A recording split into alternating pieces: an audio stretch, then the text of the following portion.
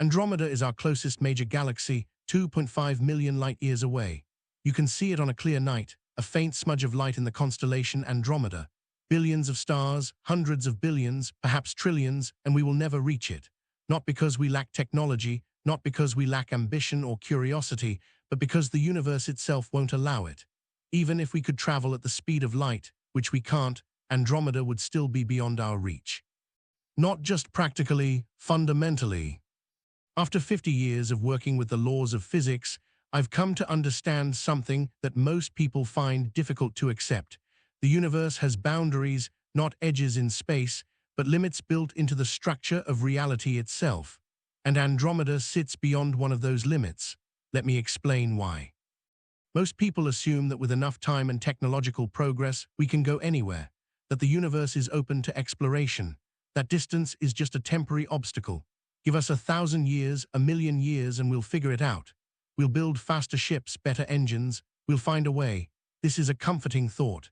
It suggests the universe is accessible, that our descendants far in the future will spread across the cosmos, visit other galaxies, meet other civilizations.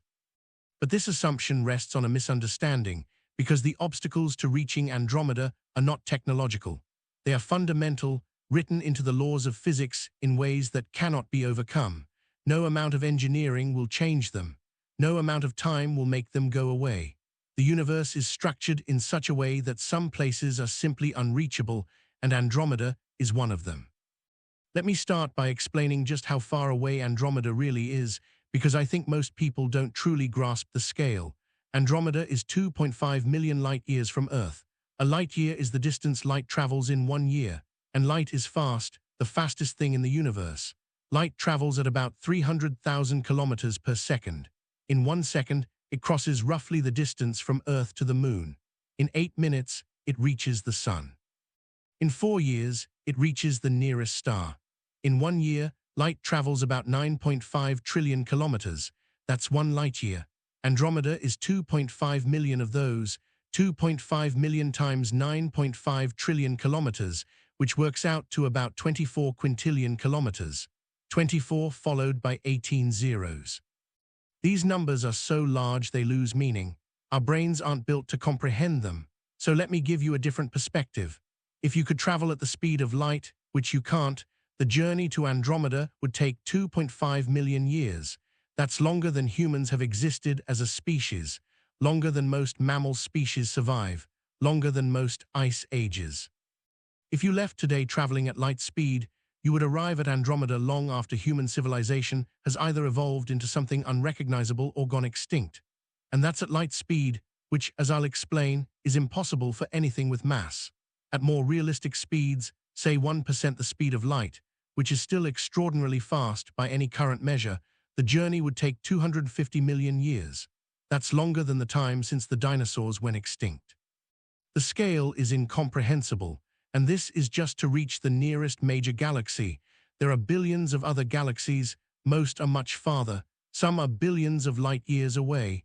The universe is vast beyond imagination, and that vastness is the first barrier. But distance alone is not the fundamental problem. If we had unlimited time and unlimited energy, we could in principle cross any distance eventually. The real problem is that we don't have unlimited time, and we definitely don't have unlimited energy. And more importantly, the universe itself imposes limits that make Andromeda unreachable, not just difficult, unreachable. The first limit is the speed of light. Nothing can travel faster than light. This is not a technological limitation. It is a law of nature built into the structure of spacetime itself. Let me explain why. In everyday experience, you can always go faster.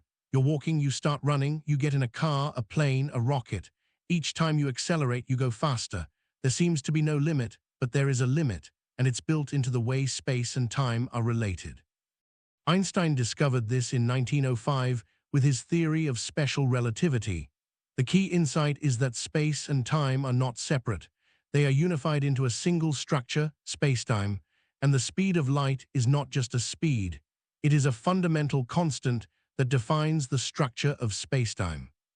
Here's the core idea. As you move faster through space, time slows down for you relative to someone who is stationary. This is called time dilation. It is real. It has been measured countless times. Atomic clocks on fast-moving planes tick slower than clocks on the ground. At low speeds, the effect is tiny, negligible, but as you approach the speed of light, time dilation becomes extreme. At 90% the speed of light, time runs about half as fast. At 99%, time runs about 7 times slower. At 99.9%, about 22 times slower. At exactly the speed of light, time stops completely. From the perspective of a photon, no time passes. The journey from a distant star to your eye is instantaneous from the photon's perspective. This is why nothing with mass can reach the speed of light, because reaching light speed means time stops, and if time stops, you can't accelerate further. You're frozen. There's another way to see this.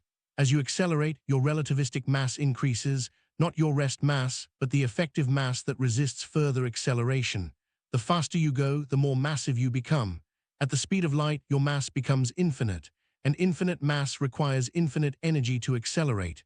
So the speed of light is a hard barrier, not a practical one, a fundamental one. You cannot cross it. Physics forbids it. This means the fastest possible journey to Andromeda takes 2.5 million years, and that's from the perspective of someone watching from Earth. From your perspective, because of time dilation, it would be shorter, but still measured in thousands or tens of thousands of years. And that's assuming you could reach light speed, which you can't. Let me talk about why you can't reach light speed even if you had perfect technology, even if you had unlimited resources. The problem is energy. To accelerate a spacecraft to relativistic speeds requires enormous amounts of energy, more than most people realize. Let me give you some numbers. Suppose you want to accelerate a small spacecraft to 99% the speed of light. Let's say the spacecraft has a mass of 1 ton, 1,000 kilograms. That's tiny, about the size of a small car. The kinetic energy of 1 ton moving at 99% the speed of light is about 1.8 times 10 to the 20 joules. That's 18 billion terajoules. For comparison, the total energy consumption of all human civilization in a year is about 600 exajoules. 1 exajoule equals 1 million terajoules. So the energy to accelerate 1 ton to 99% light speed is about 30,000 times all the energy humanity uses in a year for one small spacecraft. 1 ton, not a crewed ship with life support, supplies, radiation shielding, just 1 ton. Where would this energy come from? Chemical rockets are out. They don't have nearly enough energy density. Nuclear fission is better, but still insufficient. Fusion might work in theory, but we haven't mastered it. And even fusion doesn't have the energy density needed for truly relativistic travel. The most efficient energy source allowed by physics is antimatter. When matter and antimatter annihilate, they convert mass directly into energy. E equals mc squared, total conversion.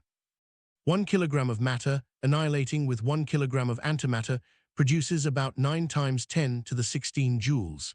To accelerate 1 ton to 99% light speed using antimatter, you'd need about 10 tons of antimatter and 10 tons of matter, 20 tons of fuel for a 1-ton payload.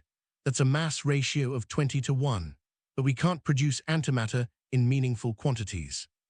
The total amount ever created by humans is measured in nanograms, billionths of a gram. We need tons. And even if you could produce it, storing antimatter is nearly impossible. It annihilates on contact with matter. You need magnetic containment, perfect containment, for years. One failure and the fuel explodes. And this is just for acceleration. You also need to decelerate when you reach Andromeda. Otherwise, you fly past it at 99% light speed, so you need another 20 tons of fuel. Now you're at 40 tons of fuel for a 1-ton payload. But it's worse. The fuel for deceleration must be accelerated at the start, so you need fuel to accelerate the deceleration fuel. This is the rocket equation. The mass ratio explodes exponentially. When you work through the math, you need hundreds or thousands of tons of fuel for a 1-ton spacecraft. And if you want to send anything larger, a crewed mission with life support and supplies, the energy requirements become astronomical. This is the energy barrier. Even with perfect technology, even with antimatter, accelerating to relativistic speeds is prohibitively expensive in energy terms. And this barrier doesn't go away with time or technological progress. It is fundamental, set by the laws of physics. But let's imagine you somehow solve the energy problem. You have unlimited antimatter, perfect containment. You can accelerate to 99% the speed of light. You still can't reach Andromeda, not really because of time. From Earth's perspective, your journey takes 2.5 million years at light speed. At 99% light speed, slightly longer. Let's say 2.6 million years. From your perspective, time dilation helps. At 99% light speed, time runs about 7 times slower. So your subjective experience of the journey is about 370,000 years, still incomprehensibly long. At 99.9%, time dilation is more extreme, about 22 times slower, so your subjective journey becomes about 115,000 years, still far too long for any biological organism. You'd need to either freeze yourself, which we don't know how to do safely for extended periods, or you'd need generation ships, ships large enough to sustain a population for thousands of generations. But even machines degrade over such time scales. Radiation damages electronics, components fail, entropy increases. No system we've ever built operates for hundreds of thousands of years without maintenance, and there's no maintenance in interstellar space. You're on your own. If something fails, you die. Or more accurately, your descendants thousands of generations later die. The time problem is not just a logistical challenge, it is a fundamental constraint. Even at near-light speed, the journey to Andromeda takes longer than human civilization has existed, longer than any biological species typically survives. This makes the journey impractical in any meaningful sense. You might leave Earth, but you'll never arrive, at least not as the same person or even the same species. Now let me introduce the real problem, the one that makes Andromeda truly unreachable, not just impractical, fundamentally unreachable. The universe is expanding.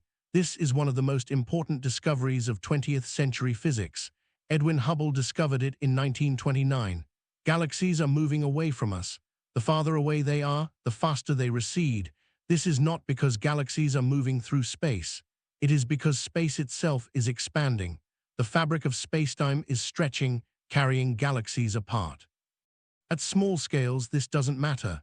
Gravity holds things together. The Earth is not expanding. The solar system is not expanding. Even our galaxy, the Milky Way, is not expanding. Gravity is strong enough to hold these structures together, but at large scales, across millions or billions of light years, expansion dominates. Galaxies that are not gravitationally bound to each other are moving apart, and the expansion is accelerating. We discovered this in 1998. Dark energy, some mysterious form of energy permeating space, is causing the expansion to speed up. This has profound implications. It means that distant galaxies are not just far away. They're getting farther every moment, every second. The distance to Andromeda is increasing. Wait, you might say, Andromeda is actually moving toward us. This is true. Andromeda and the Milky Way are gravitationally bound. We're on a collision course. We'll merge in about 4 billion years. So Andromeda itself is not receding, but most other galaxies are, and the farther away they are, the faster they recede. There's a critical distance called the Hubble radius, beyond which galaxies recede faster than the speed of light. Not because they're moving through space faster than light, but because the space between us and them is expanding faster than light can cross it. Galaxies beyond the Hubble radius are unreachable. Even if you could travel at light speed, you'd never reach them, because space is expanding faster than you can cross it. You'd be like someone trying to swim upstream in a river flowing faster than they can swim. You make progress relative to the water, but you never reach the shore. Andromeda is well within the Hubble radius, so in principle it is reachable. But here's the key point. The Hubble radius is shrinking due to the accelerating expansion. Galaxies that are reachable today will eventually become unreachable. As dark energy drives the expansion faster and faster, more and more of the universe slips beyond our cosmic horizon. And once a galaxy crosses that horizon, it's gone forever. No signal from there will ever reach us. We'll never see it again. It becomes causally disconnected from us. In the far future, billions of years from now, all galaxies except those in our local group will have crossed the horizon. The universe will become dark, empty, just our local cluster of galaxies isolated in an expanding void. This is the ultimate limit, not just a limit on travel, a limit on causation. Some parts of the universe are fundamentally inaccessible, not because they're far, but because the structure of spacetime makes them unreachable. Let me clarify what this means, because it's subtle. Right now, today, Andromeda is reachable in principle. If you could travel at light speed, you'd reach it in 2.5 million years from Earth's perspective, much less from your perspective due to time dilation. But the expansion of the universe is accelerating. Dark energy is causing galaxies to recede faster over time. Not Andromeda, because we're gravitationally bound, but most other galaxies. The Hubble radius, the boundary beyond which recession speed exceeds light speed, is currently about 14 billion light-years away. Galaxies beyond this are unreachable, but due to acceleration, the Hubble radius is not fixed. It is shrinking. Well, more accurately, it is evolving in a complex way. But the key point is that the volume of reachable space is decreasing. In the far future, only gravitationally bound structures remain accessible. Everything else has receded beyond the horizon, forever lost. This is a profound realization. The universe has a finite accessible region, and that region is shrinking, measured not in size, but in the number of galaxies we can reach or communicate with. Andromeda is safe for now. We'll merge with it long before it could recede beyond reach. But most other galaxies are already unreachable, and the rest will become unreachable given enough time. This is not a technological limitation. It is a fundamental property of an accelerating universe. No amount of advanced technology can overcome it, because you can't travel faster than light, and space is expanding faster than light in those regions. Let me now talk about what this means from a practical standpoint, because I want to be clear about the distinction between theoretical reachability and practical reachability. In principle, Andromeda is reachable. If you could accelerate to near-light speed and sustain that speed for millions of years, you could get there eventually. But in practice, this is impossible. The energy requirements are too high. The time scales are too long. The technological challenges are insurmountable. No biological organism can survive the journey. You'd need generation ships or some form of suspended animation we don't know how to achieve. Even machines would struggle. Radiation over millions of years degrades everything. Components fail, systems break down, entropy wins. And there's no support, no resupply, no rescue. You're on your own for millions of years. One critical failure and the mission is over. So even though Andromeda is theoretically reachable, it is practically unreachable. The barriers are too high, the risks too great, the cost too immense. And this is for the nearest major galaxy. For galaxies farther away, the problems multiply. 10 million light-years, 100 million, a billion. The energy, time, and risk scale proportionally. And beyond the Hubble radius, it is not just impractical, it is impossible. Space is expanding faster than you can cross it. You could travel at light speed forever and never reach those galaxies. They're receding faster than you're approaching. This is the fundamental limit, not just a high barrier, an absolute wall. You cannot cross it. Physics forbids it. Now let me address the obvious question. What about wormholes? What about warp drives? What about exotic physics that allows faster-than-light travel? This is speculative, but worth discussing, because it's often raised as a potential solution. Wormholes are theoretical structures in spacetime, shortcuts, tunnels connecting two distant points, if they exist. You could enter one end and exit the other, bypassing the distance in between. General relativity allows for wormholes mathematically, but they require exotic matter with negative energy density. We've never observed such matter, and it's unclear whether it can exist in the quantities needed. Even if exotic matter exists, creating a wormhole requires enormous energy. You'd need to warp spacetime itself. The energy scales are far beyond anything we can produce, and wormholes are unstable. They collapse almost instantly unless stabilized by exotic matter. We don't know how to do that, or even if it's possible. So wormholes are theoretically possible, but practically they are far beyond our reach, and possibly beyond the reach of any civilization, no matter how advanced. Warp drives are similar. The Alcubierre drive is the most famous example. The idea is to contract space in front of your ship and expand space behind it. You don't move through space faster than light, but space moves around you, effectively allowing faster-than-light travel. The mathematics works in theory, but again it requires exotic matter with negative energy density, and the energy requirements are astronomical. Some estimates suggest more energy than exists in the observable universe. And warp drives might violate causality. They might allow backward time travel. Most physicists think causality violations are impossible, that some deeper law prevents them, which suggests warp drives might be fundamentally forbidden. So exotic physics might allow faster-than-light travel in theory, but the practical barriers are so extreme it's unclear whether it's achievable. And it's possible that deeper laws of physics forbid it entirely. I don't want to say it's impossible. We don't know enough to make that claim with certainty, but I will say it's extremely unlikely, and we can't base our understanding of the universe on technologies that probably don't exist. Let me now talk about the cosmic horizon, because this is the ultimate limit, the boundary beyond which nothing is accessible ever. The observable universe is the region of space from which light has had time to reach us since the Big Bang, about 13.8 billion years ago. Light travels at a finite speed, so there's a maximum distance light could have traveled in that time. But the universe has been expanding, so the observable universe is larger than 13.8 billion light-years. It is about 93 billion light-years in diameter. This is the comoving distance, accounting for expansion. Everything beyond this is unobservable. We can't see it. We can't detect it. It is beyond our cosmic horizon, but unobservable doesn't mean unreachable. In principle, if you could travel fast enough, you might reach regions that are currently beyond our horizon, because while light from there hasn't reached us yet, you could travel there and send a signal back. However, the accelerating expansion changes this.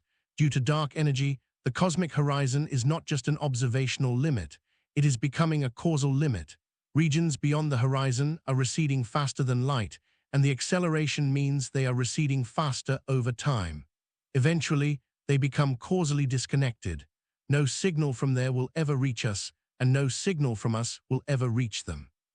This is the ultimate boundary, a horizon in spacetime beyond which nothing is accessible, not just difficult to reach, fundamentally unreachable. And this horizon is shrinking, measured not in distance, but in the number of galaxies accessible to us. More and more of the universe is crossing the horizon, being lost forever. In the far future, only our local group of galaxies remains accessible. Everything else has receded beyond the horizon. The universe becomes dark, empty from our perspective. This is not science fiction. This is the inevitable consequence of an accelerating expansion driven by dark energy. The universe has built-in limits, and those limits are absolute. Let me step back and talk about what all of this means, because I think it's important to understand the bigger picture. The universe is not infinite in the sense that all of it is accessible. There are regions we can observe but not reach, and there are regions we can neither observe nor reach, ever. This is not a limitation of our technology or our knowledge. It is a limitation imposed by the structure of spacetime itself, by the speed of light, by the expansion of space, by the accelerating expansion driven by dark energy. These are fundamental limits. They cannot be overcome, not with better rockets, not with more energy, not with more time. They are written into the laws of physics. And Andromeda, while closer than most galaxies, is still an illustration of these limits. Even traveling at light speed, the journey takes millions of years, and at any realistic speed, tens or hundreds of millions of years. This is not a journey any biological organism can make, nor any machine we know how to build. The time scales are too long, the energy requirements too high, the risks too great, and for galaxies farther than Andromeda, the problems multiply. Some are already beyond the cosmic horizon, unreachable forever. This is the universe we live in, vast, beautiful, but not fully accessible. There are boundaries, horizons, limits, and understanding these limits is not depressing. It is illuminating, because it tells us something profound about the nature of reality. Let me now shift perspective, because I think there's another way to think about all of this. We often imagine the universe as a place we could explore if only we had the right technology, as if it's a vast ocean waiting to be crossed. All we need is a better ship. But the universe is not an ocean. It is something stranger, something fundamentally different from anything in our everyday experience. The universe is expanding, space itself is growing. This is not like objects moving apart in a static container. It is the container itself stretching, and the expansion is accelerating, driven by dark energy, a form of energy we don't fully understand, permeating all of space, pushing everything apart. This means the universe is dynamic, ever-changing, and the changes impose limits on what's possible. Some galaxies are moving away from us faster than light. Not through space, but because the space between us is expanding faster than light can cross it.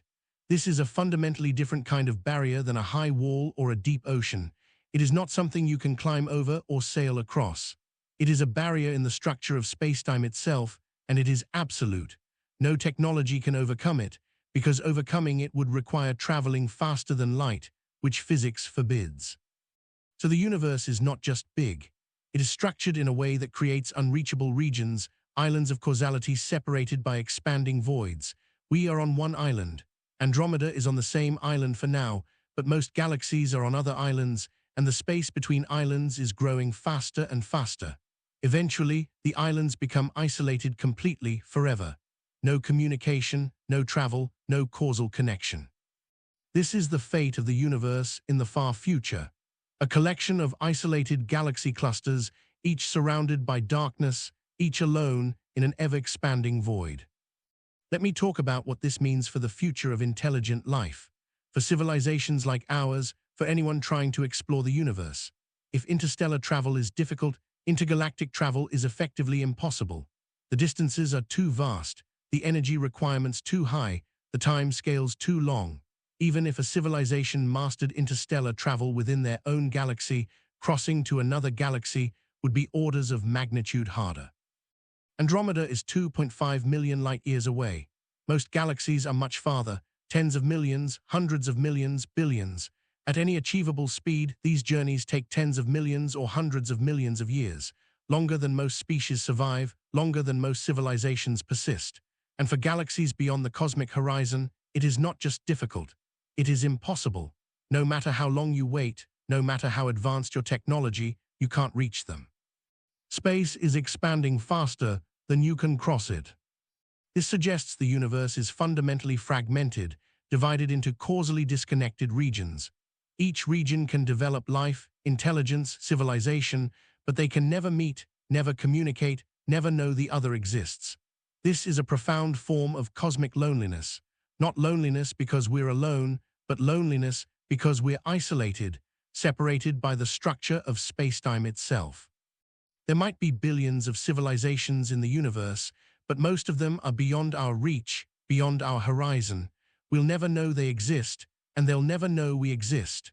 Andromeda is close enough that we might in principle communicate. Radio signals take 2.5 million years each way, but communication is possible if there's anyone there to communicate with. Most galaxies are too far. The signals would take too long, or the galaxies have already crossed the horizon, out of reach forever. Now let me address one more idea, time dilation, because some people think time dilation solves the travel time problem. Time dilation is real. As you approach the speed of light, time slows down for you relative to someone at rest. At 99.9% light speed, time runs about 22 times slower, so from your perspective, a journey that takes millions of years from Earth's perspective only takes tens of thousands of years. Still long, but less incomprehensibly so. At 99.99% light speed, time dilation is even more extreme, maybe 100 times. A million-year journey becomes 10,000 years from your perspective. At 99.999%, maybe 1,000 times, a million-year journey becomes 1,000 years. So in theory, from the traveler's perspective, the journey to Andromeda could be reduced to a manageable time scale, decades, centuries, something within a human lifetime, if you go fast enough. But this doesn't solve the problem for several reasons. First, reaching those speeds requires enormous energy. As you approach light speed, the energy required increases exponentially. At 99.999% light speed, the energy is astronomical, far beyond anything achievable. Second, from Earth's perspective, millions of years still pass. So even if you experience the journey as brief, everyone you know is dead. Civilization has changed beyond recognition. You might return to an Earth that is unrecognizable or extinct. Third, time dilation doesn't help with the expansion problem. If a galaxy is receding faster than light due to expansion, you still can't reach it. Time dilation doesn't change that. The space between you and the galaxy is growing faster than you can cross it, even at light speed. So time dilation makes the subjective experience of the journey shorter, but it doesn't make intergalactic travel feasible. The energy, time, and expansion barriers remain. Let me now bring this all together because I want to make clear what the fundamental limits are and why they matter. You can't reach Andromeda, not really, not in any meaningful sense. You could in principle send a signal. Radio waves travel at light speed. A signal sent today would reach Andromeda in 2.5 million years. If there's a civilization there, they could respond. We'd receive their reply in another 2.5 million years. Total time for one exchange, 5 million years, longer than humans have existed. This is not a conversation. It is leaving messages for civilizations separated by millions of years of time. You could in theory send a spacecraft at 1% light speed, which is still far beyond our current capability. The journey would take 250 million years, at 10%, 25 million years, at 90%, about 3 million years, but these are Earth-frame times. The spacecraft wouldn't survive, nor would any biological crew. Even machines would degrade beyond function over such time scales. And even if you could reach near light speed and reduce the subjective journey time via time dilation, you'd return to an Earth millions of years in the future. Everyone gone, everything changed. So in what sense have you reached Andromeda? You crossed the distance, but you lost everything. Everyone, the world you knew is gone. And for galaxies farther than Andromeda, the problems are worse. And for galaxies beyond the cosmic horizon, travel is impossible, period. Space is expanding too fast. These are not technological barriers. They are fundamental, built into the structure of spacetime, into the laws of physics, into the expansion of the universe, and they cannot be overcome. So what does this mean? What are the implications? It means the universe is not fully accessible. There are places we can never go, regions we can never observe, galaxies we can never reach. This is not a failure of human ambition or ingenuity. It is a property of reality. The universe is structured in a way that creates boundaries, limits, horizons.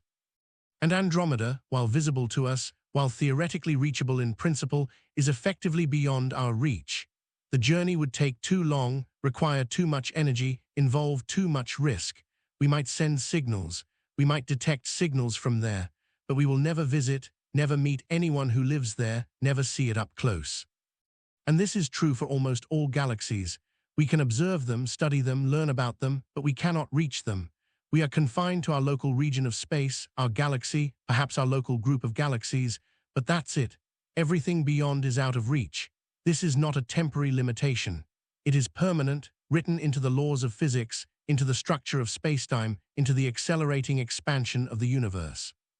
And understanding this, accepting this, is part of understanding our place in the cosmos.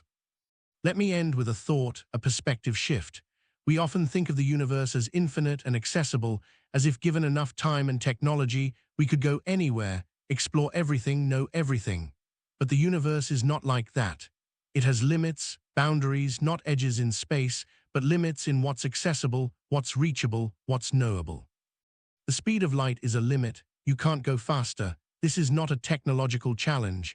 It is a law of nature. The expansion of space is a limit. Galaxies are receding, some faster than light. You can't reach them ever. The cosmic horizon is a limit. Regions beyond it are causally disconnected. No signal from there will ever reach us. No signal from us will ever reach them. These limits are not obstacles to be overcome. They are features of reality, part of the structure of the universe we live in.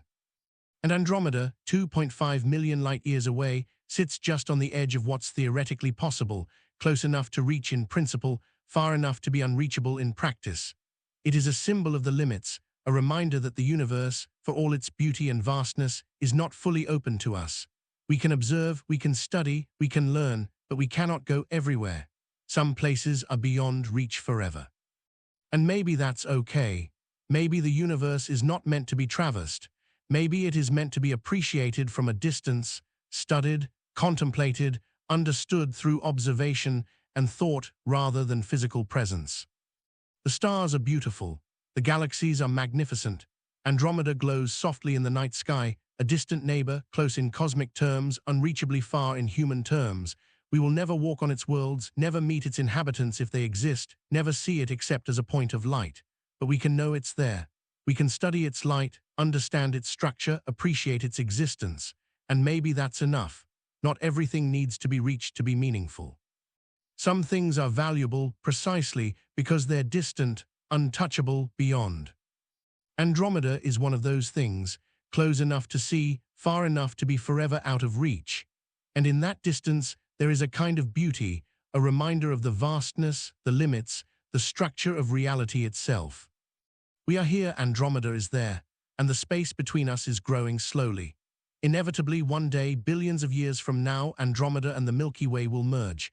Collision, fusion, a new galaxy born from two, but we won't be here to see it. Humanity will be long gone. The sun will have died, Earth consumed or ejected. The universe will continue expanding, accelerating, galaxies receding, horizons shrinking.